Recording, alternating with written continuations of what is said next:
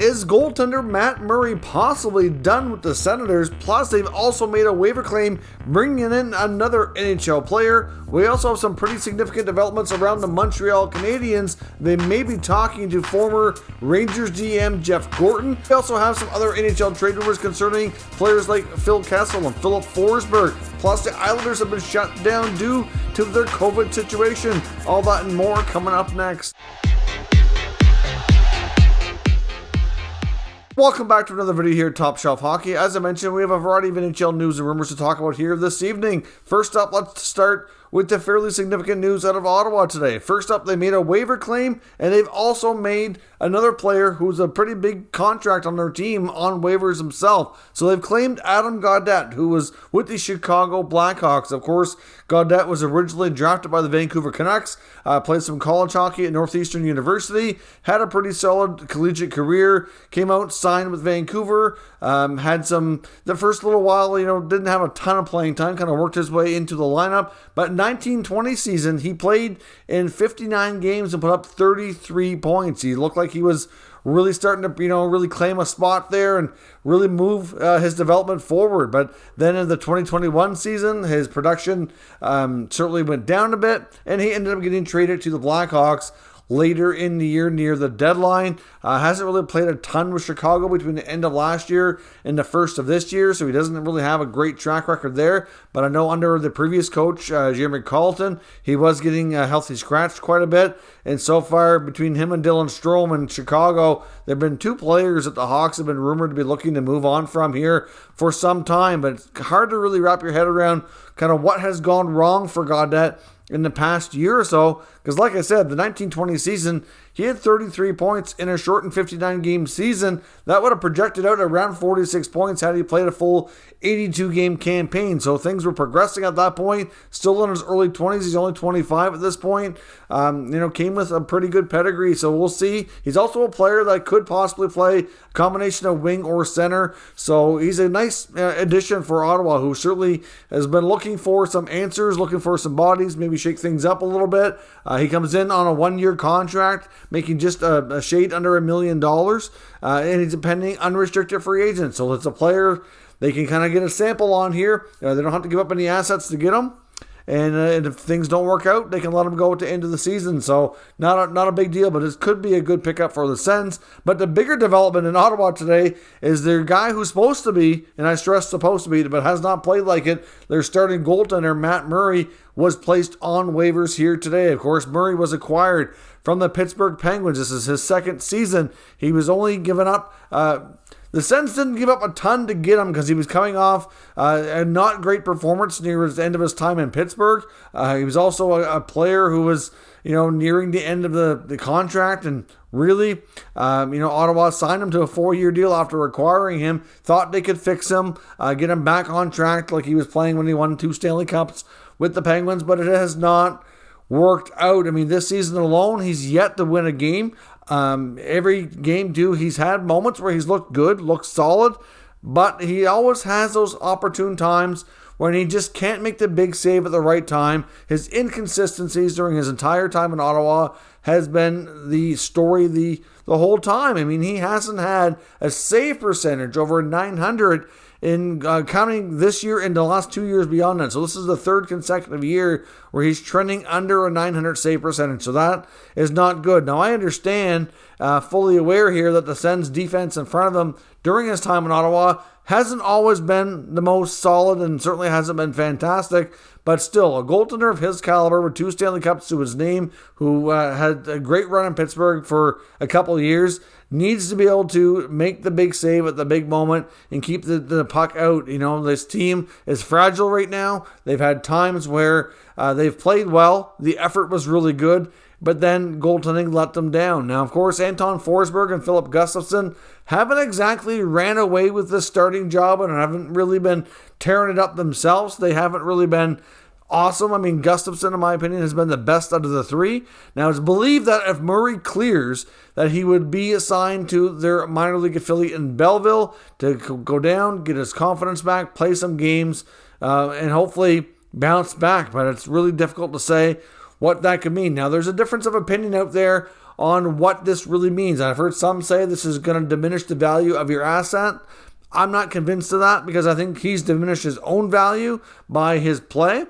Secondly, I wouldn't be shocked if they possibly had a trade worked out and he had to go through waivers first because the acquiring team wanted that option to put them in the minors. Now, it doesn't mean that that's something that's going to happen or that's been worked out. I'm just saying it wouldn't be shocked if he did. Now, what's the value? A lot of people often ask that question. If he was on waivers, why wouldn't they just take him for nothing? And a couple of things. One, they would want him to go through waivers before the trade, so they have the option of where to place him. They can place him with their AHL or NHL team, and they don't have to worry about putting him through waivers yet again. And secondly, some teams want some money in contracts moved out in order to take in this new player. So a team like Buffalo or Arizona would probably be the only teams that I would imagine there's any chance at all to make a waiver claim because they are desperate for goaltending.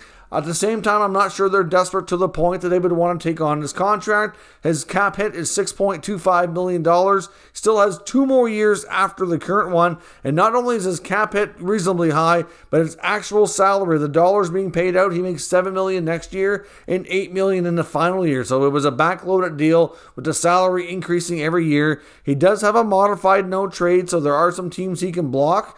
But, it's just a situation that's gone bad. And to me, this is another situation on Pierre Dorion and whoever runs their pro scouting. Their pro-level scouting and moves they've made bringing in veteran players has been absolutely atrocious the past couple of years. Nothing has really worked out at all. The veteran defensemen they brought in this year and last year, not good. I mean, they're just making the decor worse. And then, of course, the Murray acquisition does not look good at this point. They brought in guys like Derek Stepan before. That didn't work out. And it's just not strong at all. That's the area of their development here that's really lacking. They draft well. They've developed well. They've done okay in free agency, not great. I mean, look at Evgeny Dadonov last year didn't work out. But, at the end of the day, their pro scouting team and the acquisitions they've made of veteran guys have been their major deterrent in holding back this team from being stronger. So we'll see where this goes. I wouldn't completely say it's a given that Murray's done in Ottawa, although some feel that it's a real possibility and that he could be claimed, or if not, a trade worked out after he clears in the next 48 hours. Only time will tell, but if he can't regain his form, will he finish his time in the minors? Will the Sens buy him out in the offseason? It's really hard to say. There's a lot of question marks here. Hopefully this isn't reminiscent of what they saw with Mike Condon, who came in, but at least he had a really strong stretch where he played 20, 30 games or whatever it was in a row. A really long stretch there when Craig Anderson was out, and he did phenomenal. But then after that, just couldn't find it anymore and finished out in the minors, and now he's done in the NHL. So we'll see where this goes on that front, but certainly big news on the Sens on both those situations here today. We have a fine for Artemi Panarin, who was fined $5,000 for unsportsmanlike conduct for a situation that happened yesterday against the Bruins and Brad Marchand. They were mouthing at each other, and Panarin ended up throwing his glove at him after they were both on the bench. The situation started on the ice and didn't really stop once they hit the bench. Panarin is saying that Marchand said something about Russia. He wasn't quite clear exactly what it was, but that he was bad-mouthing his country in some capacity, so he flipped out at that, and really throwing a glove really isn't that serious. At the same time, you got to look back to last year when Panarin himself was attacked as part of that Rangers Capital situation with Tom Wilson, where he was thrown to the ice and just nearly missed hitting his head and having this really be a bad situation. Wilson's fine was actually less than what Panarin was fined, so that's a bit of a joke. And secondly, I don't think there's any way that Panarin should have been the only one fined here. Him and Marchand were equally guilty for that whole situation, and I think it could have been, both of them for offsetting fines to me would have made more sense, but nothing happened on the other side. So again, player safety, for the most part, I feel has been very inconsistent. So I don't really like this call. When it comes to some injury updates, James Neal's going on IR for the St. Louis Blues. They've recalled Dakota Joshua to take his roster spot here for the time being. And we also finally found out the Islanders are finally being shut down due to their situation with COVID. It's ran its course. They're not far off from where the Senators were at when they were shut down. The Islanders now have 8 players in COVID protocol. Not to mention, they're also without Ryan Pulock, who is arguably their best defenseman, and Brock Nelson, who's been their best forward. Those two injuries are having significant impacts. And then you take away all the other players in COVID protocol. This team is bleeding really badly and having a really terrible skid right now. It's at the point you have to wonder if their season might just be lost and they might not be able to make up the ground. They're in a very tough Metro division where there's 3-point games all the time amongst the division rivals. And obviously they've had a major skid here. They haven't won yet in their new arena. And it's just, you can tell Barry Trotz is frustrated, and you have to wonder if something more significant will happen eventually. I don't know if they're going to do anything big. I'm not sure it really makes sense for them to go out and swing a major trade. I've heard some talk about them being the version of the St. Louis Blues we saw a few years ago, low in the standings near the bottom of the league and found their way back to the Stanley Cup. But that's going to be darn near impossible. That was an unlikely run by the Blues. Secondly, this Islanders team is much older and banged up, so it's hard to say if they can find that within themselves. So I don't know what the season holds here for the Islanders. I know many of us had high hopes and thought they would be cup contenders, and things have really gone sideways here in a hurry. And I guess hopefully this extra rest will get the COVID situation looked after. And they just have to hope when they come back they can go on a winning streak run. Otherwise, it might be too late and playoffs might be all but done with here. So we'll see where that goes when they come back. Now, another big story that developed here earlier, which we will get more information likely here this evening from Elliotte Friedman on Hockey Night in Canada, but he's indicated that the Montreal Canadiens have consent to speak with former Rangers GM Jeff Gorton. Now, of course, the Montreal Canadiens, we know, are in a situation with Marc Bergevin that he's in the final year of his contract. He does not have an extension in place for beyond this year. And we also know that the Habs are really struggling and things have gone very poorly off the rails early with the Habs. And there's a lot of people that believe that Bergevin is likely done at the end of his contract and Montreal will go in a different direction. Now, that's what people would automatically thought here right away when it comes to Jeff Gorton having an interview with Montreal, but Friedman has not been able to confirm, and he's not convinced at this point that it's actually for the GM job. We also know that Montreal often really prefers their GM and usually their head coach as well to be, at the very least bilingual or be a very fluently speaking French, person. So we'll see, because obviously, to the best of my knowledge, Gorton doesn't speak French. He might be able to get by a little bit. Maybe I'm wrong on that, but I've never heard him speak the language. He's not from that area, so you would think that he probably isn't. But, there's some that think maybe it's more like a president of hockey ops role. I don't know. I mean, before the Rangers, he was with Boston as an assistant, and he ended up basically being an interim GM there for a while. Had to look after some drafts. He ended up having to look after one of their draft years before Peter Chiarelli took over as the full-time GM. And that year they got like Marchand and Lucic. Like, they had a really good draft that year. And his draft record as manager for the Rangers also really strong. So you have to think that maybe they're bringing him in for that part of things. I don't know. Montreal, for the most part, they've got some decent players that they've drafted, but they have struggled outside of recently to make their first-round picks count.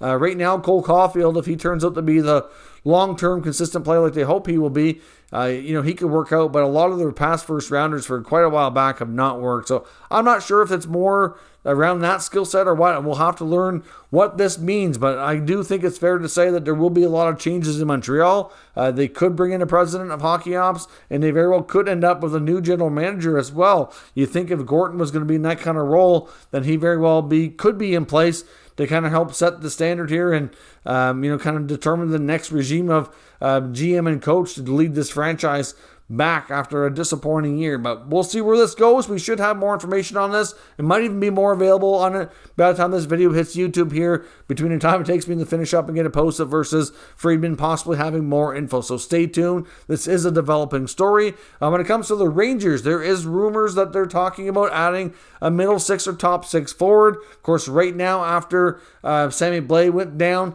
they have been using Dryden Hunt in that role, and it's kind of getting the job done for right now. But it is believed they're interested in guys like either Riley Smith or possibly even Phil the Thrill Kessel, who definitely wants out of Arizona and is very likely to be moved before the trade deadline. I know there's different opinions out there. Some feel Riley Smith might be a better fit, given the fact he's probably a little bit more versatile where you can place him. And of course, he has the connection to Gerard Gallant, who used to coach the Vegas Golden Knights for the first few years of their existence. So there's certainly history there, and somebody that the coach knows very, very well. So he could certainly utilize his skill set in the best places. But I do think it's fair to say the Rangers, I think they will add, and I wouldn't be shocked to see them add a player of this type. I think there's probably a few other players out there that fit the bill as well, but a lot of this is not going to be probably happening right away. This is closer to the deadline, assuming they stay in the hunt and remain in playoff contention, which I do believe they have a good chance to do. They're having a real strong start of the year,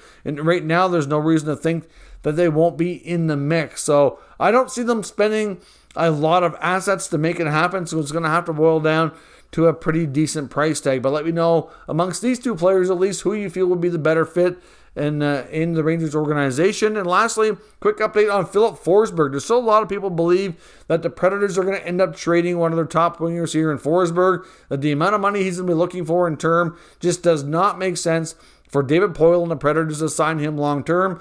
Forsberg is certainly a good player, but not really viewed upon as being an elite winger in the NHL. And when he's looking at a long-term contract, probably 7 or 8 years, in that, around $8 million mark, to me, I don't know that really makes a lot of sense. But when he compares himself to his other teammates, how long they've been there, what kind of production they've put up, he might have an argument that kind of contract makes sense for him. But at the same time, I just don't know that it makes a lot of sense. Now, David Poile was recently asked about this and didn't really have a lot to say that was really giving us a whole lot of indication of where things are going. Just that it's still early. He's not worried about the fact that he could lose him for nothing next year in free agency. That obviously there's still lots of this season left. He said they're in regular contact with Forsberg's agents.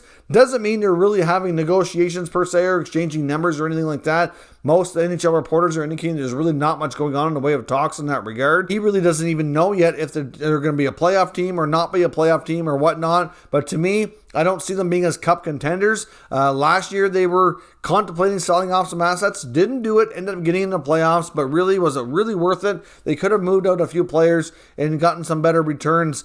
And otherwise, it's probably not in their best interest to hang on to him and risk losing him for nothing in the summer if they really don't think they're going to be cup contenders this year, which I don't foresee happening. So to me, I think Filip Forsberg just might be one of the top players available at the deadline, and a lot of teams are going to certainly be interested for sure. Like I said, I don't view him as an elite winger, but he's certainly a very capable player, especially somebody if you're looking to add like a second line winger or something like that in a cup contender. That could be a great addition to help give you that extra boost of offense going into the playoffs. So let me know your thoughts on everything discussed here today down below in the comments. We'll discuss further. If you're new to this channel, make sure you subscribe and stick around. We'll keep you up to date with all the latest news, rumors, and analysis on all 32 NHL teams. Thank you for watching, and I'll catch you next time.